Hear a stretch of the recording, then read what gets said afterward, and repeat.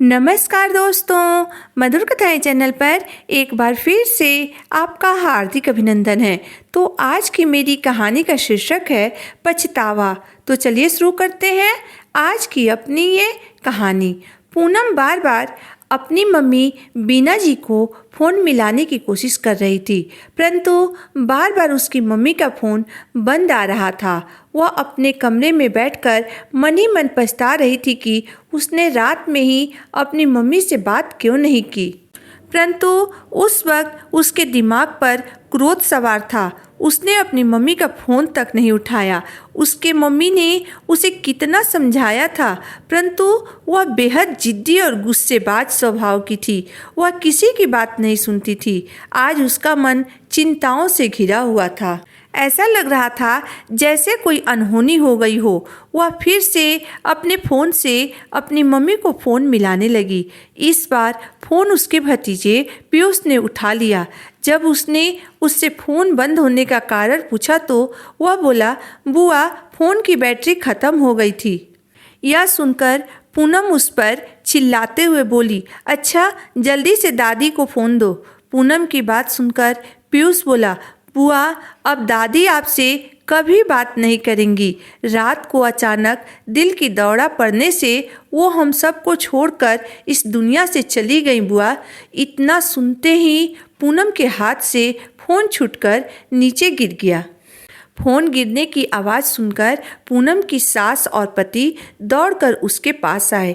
जब उन्हें उसकी मम्मी की मृत्यु का पता चला तो वे तुरंत पूनम को साथ लेकर उसके घर की तरफ चल दिए। घर जाकर पूनम ने देखा कि उसकी मम्मी की मृत्यु हो गई थी और ज़मीन पर उनका शव पड़ा हुआ था। उसके भैया भाभी उसके माँ के शव के पास बैठकर विलाप कर रहे थे। पूनम भी अपनी मम्मी को देखकर चिल्ला चिल्ला कर रोने लगी और बोली, मम्मी, आप हमें छोड़कर क्यों चली गई मम्मी? पूनम की बात सुनकर उसका छोटा भतीजा पीयूष बोला, बुआ, आप क्यों रो रही हो? आप तो दादी के बुलाने पर भी कभी नहीं आती थी।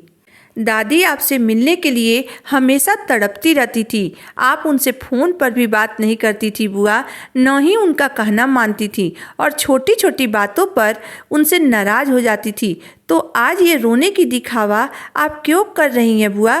पीयूष की बात सुनकर वहाँ पर बैठे सभी लोग एक दूसरे की तरफ देखने लगे, परंतु पीयूष बोलता ही जा रहा था। वह पूनम से फिर बोला, अब आप हमारे घर क्यों आई हो बुआ? जब दादी आपको बुलाती थी तब तो आप आने से मना कर देती थी।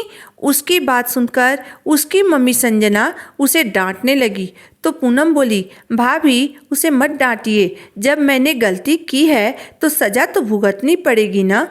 पूनम उस मनहूस घड़ी को याद करके रोने लगी जब उसके भैया भाभी से झगड़ा हो गई थी। उसके भैया भाभी उससे कुछ दिन और मायके में रहने के लिए कह रहे थे, परंतु वह ससुराल जाने की जिद पर अड़ी हुई थी।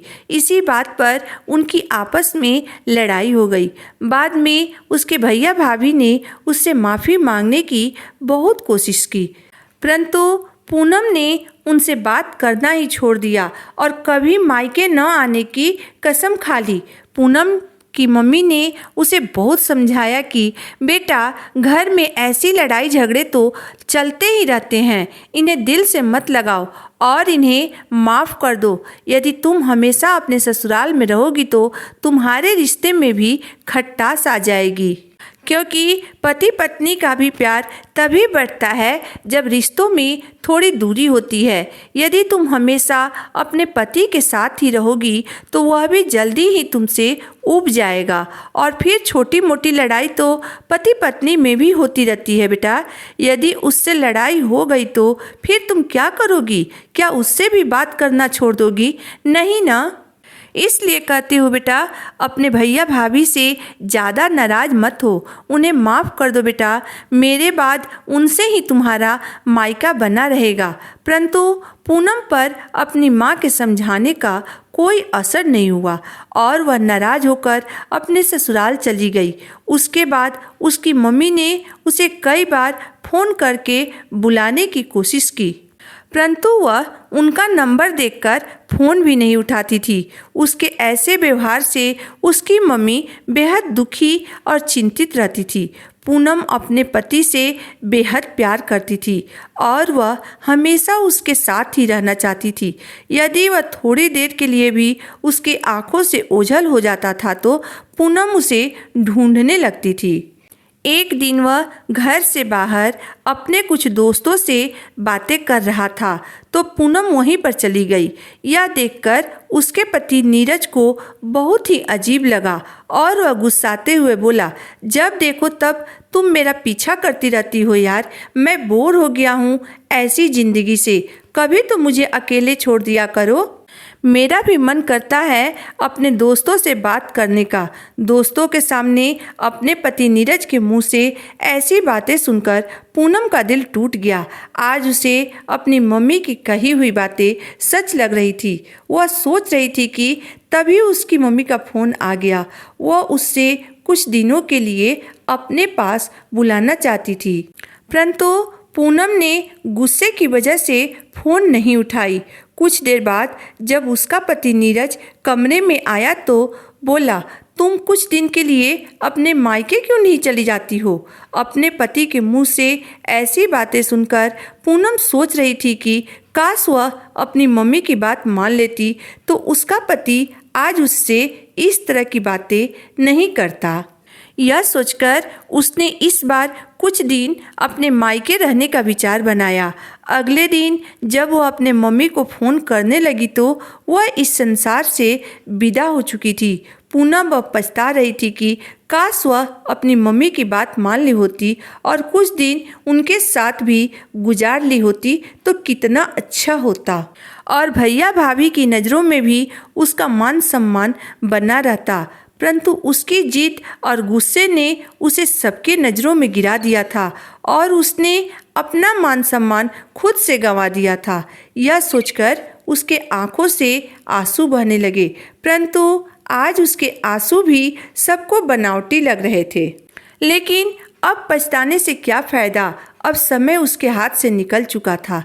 तो दोस्तों, आज की मेरी कहानी यहीं तक थी। दोस्तों, एक लड़की को हमेशा अपने मायके और ससुराल में बैलेंस बना कर रहना चाहिए, क्योंकि एक लड़की के लिए दोनों रिश्ते बहुत मायने रखते हैं। दोस्तों, हमारे भोजपुरी में एक कहावत है कि मायके की भारी बेटी ससुराल में भारी बहू होती है और ससुराल की भारी बहू मायके की भारी बेटी होती है। इसमें आपकी राय क्या है, आप मुझे ज़रूर बताइएगा। अगर आपको मेरी कहानी अंत तक पढ़ने और सुनने के बाद पसंद आई हो तो मेरे वीडियो को लाइक कर दीजिएगा, चैनल को सब्सक्राइब कर दीजिएगा। तो फिर मिलते हैं एक नई वीडियो, एक नई कहानी के साथ। तब तक के लिए धन्यवाद।